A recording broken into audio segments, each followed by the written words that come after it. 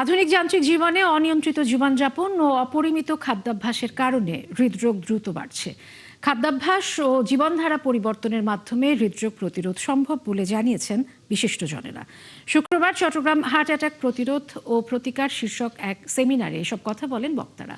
চট্টগ্রামের প্রবর্তক সংঘের মাস্টারদা সূর্য সেন অডিটোরিয়ামে আয়োজিত সেমিনারে বক্তব্য রাখেন চট্টগ্রাম সিটি কর্পোরেশনের মেয়র ডাক্তার শাহাদাত হোসেন, দৈনিক আজাদীর সম্পাদক এম.এ. মালেক।